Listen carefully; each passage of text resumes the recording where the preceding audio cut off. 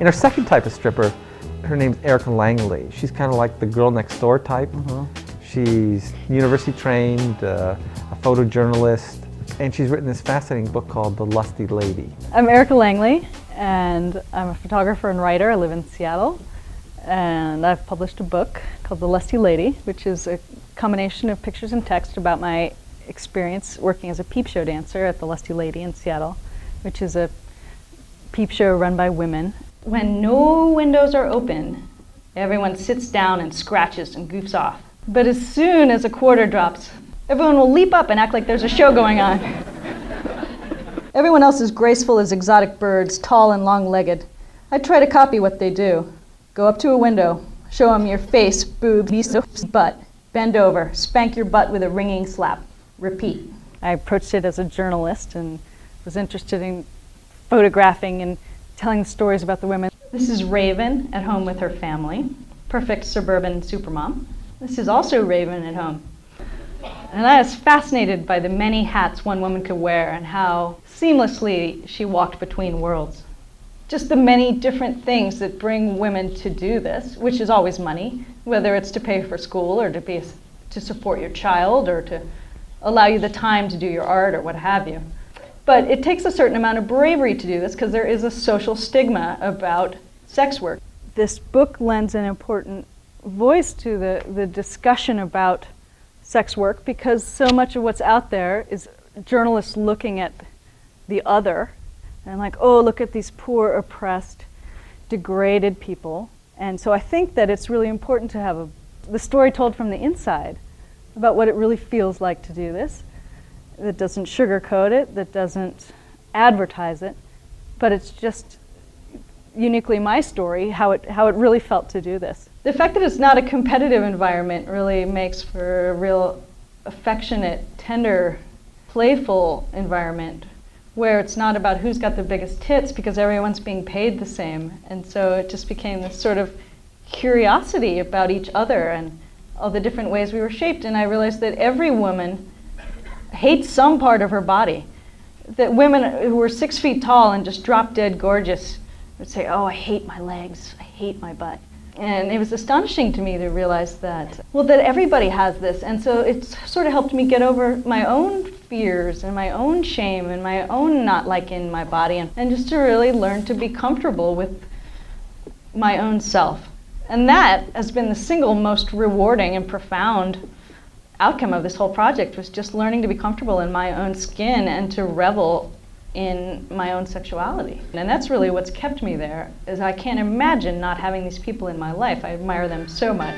One of the other topics we focus on is love. It makes the world go round. But in our movie, it has 3 parts. And the first one is kind of a traditional academic one, where we have an anthropologist who's named Yoni Harris, who studied romantic love in the Cook Islands.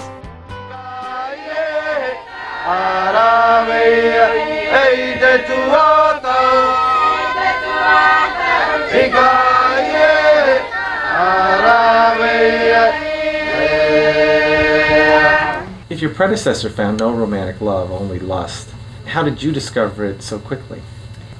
I think that he was looking for something that looked like our courtship in the U.S., a Western courtship system. That's not what the Mangayans do at all. And in fact, their courtship is very secretive. There is a frank sexuality about their courtship. I think they're a bit easier with the importance of sex in romantic love than we are sometimes.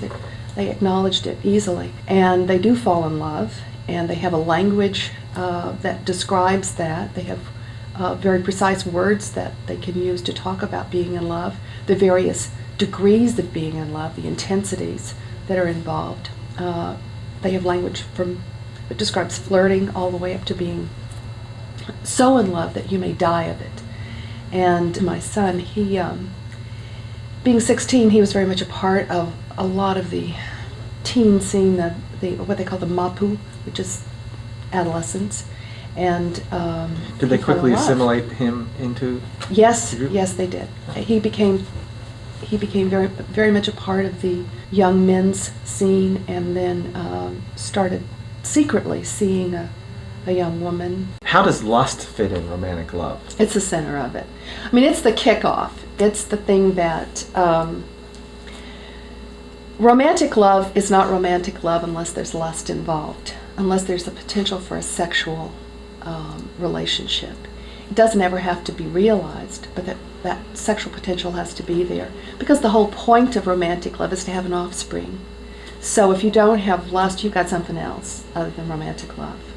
And in studying it and talking to people about romantic love, there really is a sequence for the way, I learned that there's a sequence for the way these things go. And lust is the very first component. And then you have idealization enter in, which makes the object of your lust special in some way. And those two components then kick off romantic love. If you have lust alone, then you've got sexual interest, and that's about it. You can appreciate the sexual partner, but it won't be romantic love. The second part, we wanted to mix things up a little bit. So we contacted a heavyweight fighter named Mark Lee and asked him about his thoughts about love. And they're fascinating. I mean, they're unexpected, non-intuitive, at least what your stereotype or association would be of what a fighter might say about love. And when I think about love, it evolves. Number one, there's a sense of melancholy to love. Initially, there's that real feel-good feeling. When I think about it, I think of a historical, when I was in love, when I thought I was in love. When you ask me that question, all these thoughts run through my mind. And there's a lot of sadness with it when I think about it. I've met promises, lost opportunities. Do you think that there's one special person out there for everyone? Or is it or do you create love? I don't know if there's one special person. I think everybody can fall in love. I think there's somebody out there for us to fall in love. Just the mathematics alone tells me that there's just a number of people on the planet.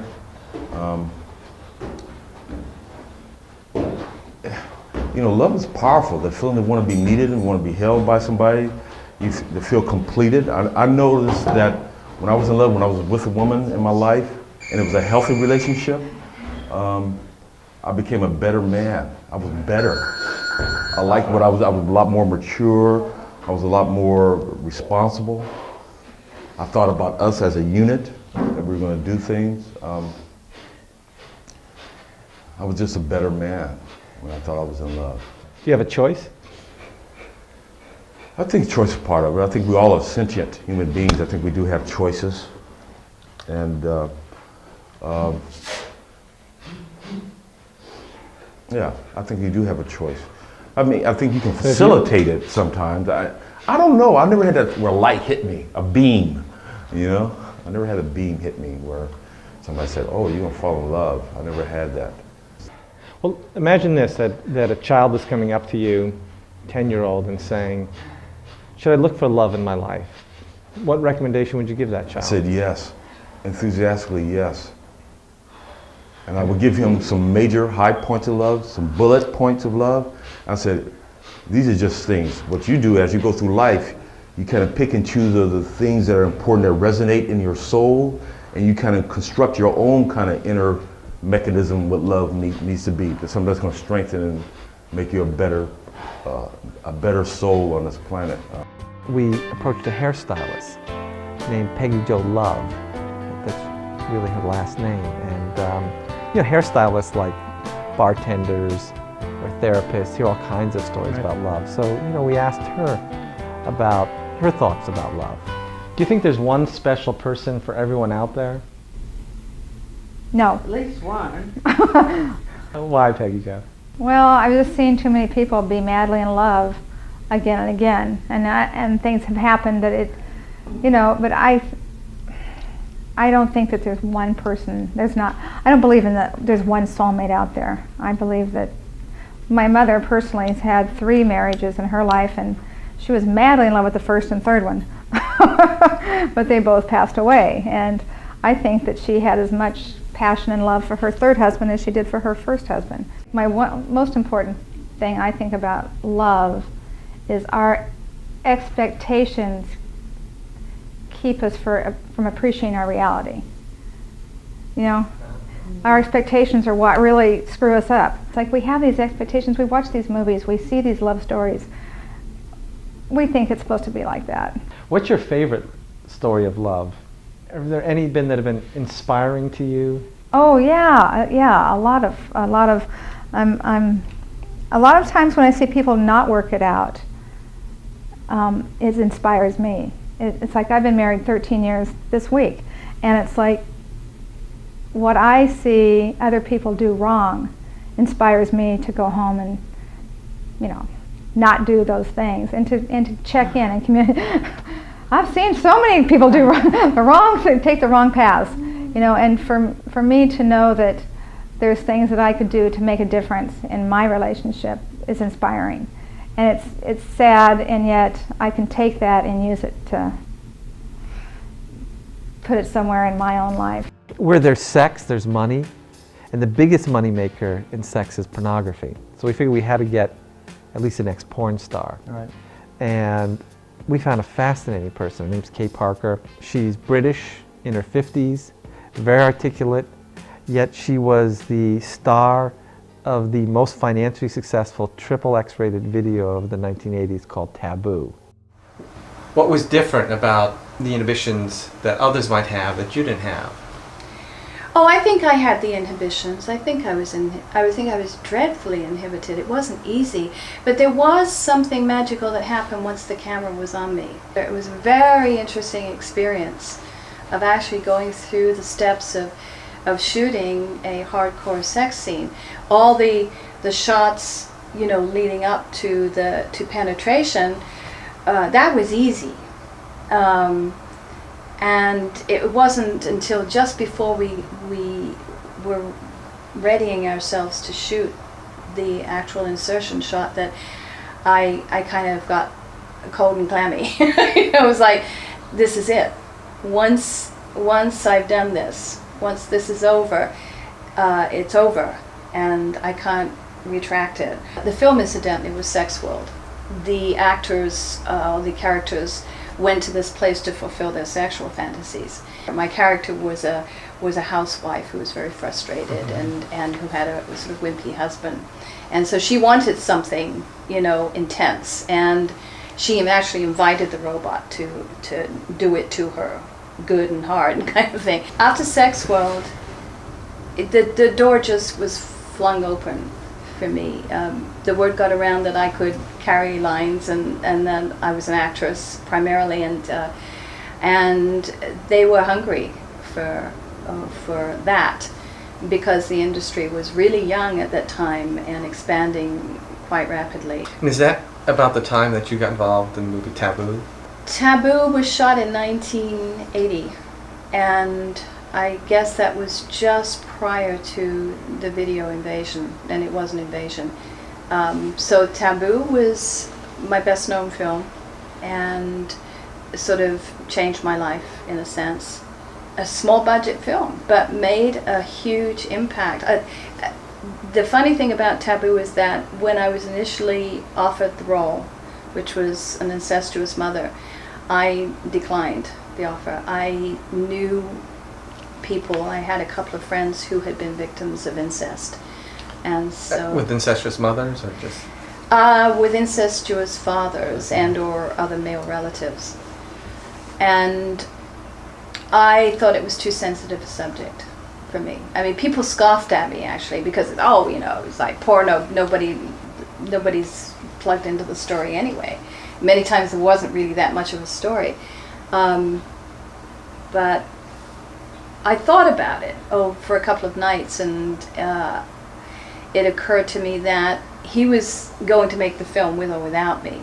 And I was sort of idealistic in those days, and sort of feeling that I had a story to tell, and that I chose to do it because I thought that at least I would do it sensitively. And in retrospect, I really feel that I was guided to do it, because it's become a cult classic, and it won't go away. How old was your son in the movie? The son was, well, he was supposed to be 17 in the movie, and And in in reality he was 26 and gorgeous. That was an easy role in terms of that. Very, very easy for me. And I really think that perhaps the impact of the initial sex scene, the seduction sex scene in that movie, the impact had a lot to do with the fact that it was genuine energy between us. I played mothers a lot because I was more mature and older. Older and perhaps more mature, and the fact that I could act, it lent itself to me playing more substantial roles and roles that had some meat to them, no pun intended.